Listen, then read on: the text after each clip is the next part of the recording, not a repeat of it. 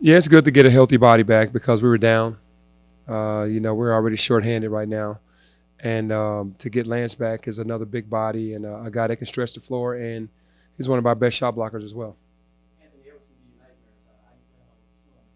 Well, we just got to make him uncomfortable. He's a great player.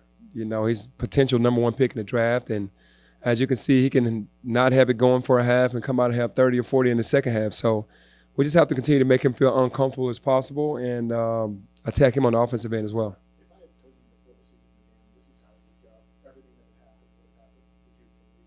No, absolutely not. Yeah, that's one. Uh, that's probably the biggest thing, though. That one, the NCAA thing first, and then that.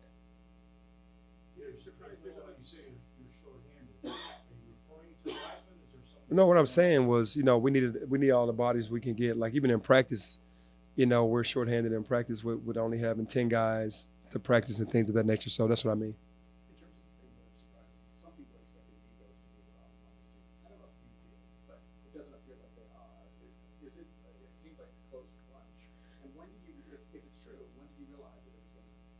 Well, you have to guard against that coming in because you don't know. Even though everybody was using the word sacrifice, when you get into the season, sometimes family members, friends, coaches want you to do better than the other guys, so it can creep in. But I'm pleased to say that they are very happy that they play for each other. They want each other to play well and win, and ultimately, that's gonna when you have talent, that's gonna be a blessing for the coach because you don't have to worry about any of that. And what was the second part of that question? I'm sorry.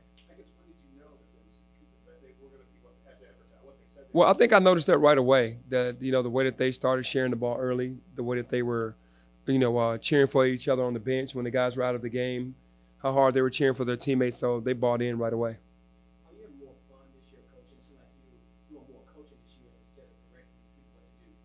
That comes along with getting your guys and having your guys, even though they're freshmen. The mindset or the mentality of the guys. I actually went out and recruited these guys and know who they are. Last year's group, I really didn't know that group. I was coming in, I didn't know Kevin, I didn't know Mike Parks, I didn't know KB. Of course, the only person I pretty much knew was Jeremiah and the guys that I recruited in. So it was tougher, but I can't say having more fun because I had fun last year, but it's more people that understand my system.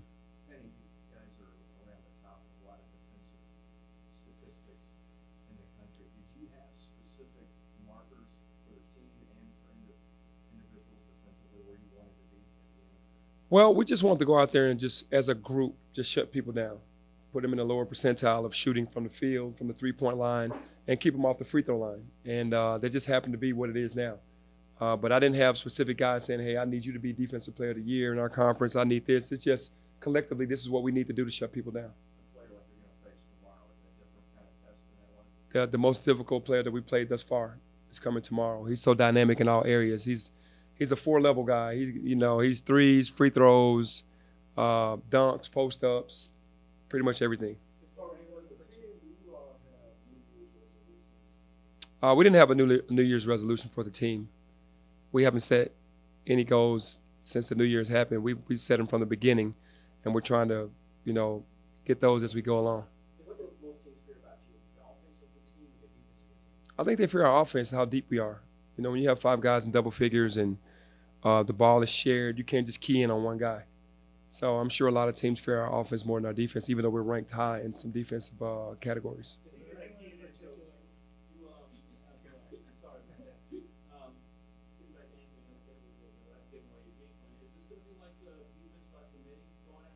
Absolutely. It's not going to be one guy's job. It's going to be a committee. It's going to be the entire team's job. We want that to happen with pretty much all the best players that we're going to play against their team. It's five guys against that one guy. Even though there's other guys on the floor, we have to key in on him.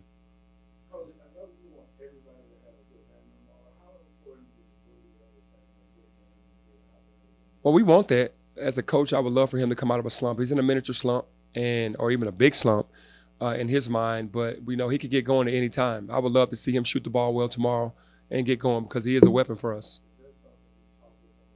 Yes, and kind of mentioned it after the game to the team to rally around Boogie.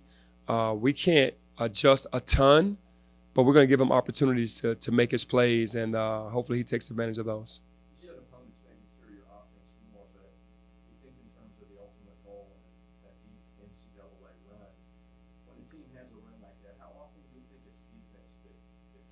No, defense is number one that carries that run. Obviously, you're going to make some baskets that you need to make at times during the games, like timely baskets, but you got to get stops. And all the good teams that win, even though they have offensive players, they still lock up and play good defense as a team for a majority of that game. Once again, the other night, it comes down to the last 4 minutes, and your guys made all big plays. Mm-hmm. They've made a habit of that. Is that innate? Is that something that you've done, working on it? How do you explain just the fact that in close games, this team has done very well considering that? I think it's just our style and our coaching style and us putting the kids through every type of scenario that they can be put in. We do everything. We try not to leave any stone unturned, cross all T's, dot all I's with every aspect of the game, the beginning, the middle, the end, taking away hot guys, which are guys that can really shoot it, guys like Anthony Edwards. And when it comes down to a 4-minute game, we have scenario games where we'll put 4 minutes on the clock, tie game, let's see what plays we make. So they're getting really good at that. Georgia gonna come in looking to knock you off. This will be one of their big wins of the year if they can beat you. What are you gonna try to do to make sure they don't get that confidence and try to get that run going? Just protect home court. Really just try to start off quick. It's a couple games at home that stick out right away. Obviously, the Tulane game we got down, and then the Little Rock game we got down. We can't continue to do that. We got to start off, get our crowd behind us, and get those guys' confidence down as fast as we can. You said this was a top 10 team before the season began, but that was with James. Now you are a top 10 team. You know, James one loss. Is that surprising? Did they surprise you? Well, you know what? I've always been the type of guy that chemistry overrides talent. And if you have enough talent, your chemistry can override a lot of the talent issues. And James was a humongous piece for us. But the team is still very talented, and the chemistry is really good right now. They had to bond together because we were trying to hold it together until he got back, and then he ended up leaving. But, yeah, the team is bonded really well. Is it that going through that has strengthened the bond? Yes, I think going through that has strengthened the bond because they were all playing for each other, like I said, and they were just trying to hold it down until Lester and James came back. And, man, we won some games we weren't supposed to win, and we took care of business in the games that we were supposed to. So, yeah, that's a testament to those guys really just saying, hey, we have to do this together. No, Hammonds he's really good. He's 15-9 guy. Doesn't get many plays ran for him, but understands how to capitalize on the moments that he gets. High efficiency. Played with Lance Thomas in the front court at Norcross, so a very familiar face, and he's going to want to come in and have a huge game. We're going to try to stay away from that. But no, I don't know. Lance probably end up on him sometime. Yeah, I know. I'm just joking. Lance and he, they'll be going at it for sure. Yeah, Damien's good to go. Got some high-level high school basketball in the area. Are you still comfortable with? I know you don't have any signees, but are you comfortable with where you are? I am. I'm very comfortable. I think that we've shown the nation that we're for real and it's not a gimmick, and that being top-ranked team in the country and playing really well, any kid should want to look at us. And even though we haven't had any signees, we had the #1 recruiting class in the country this year. Last year. So if you don't go out and get 7 or 8 guys anymore, you're doing really good with the group that you got. That's why you go and get that class. So it's only need a piece or two here or there.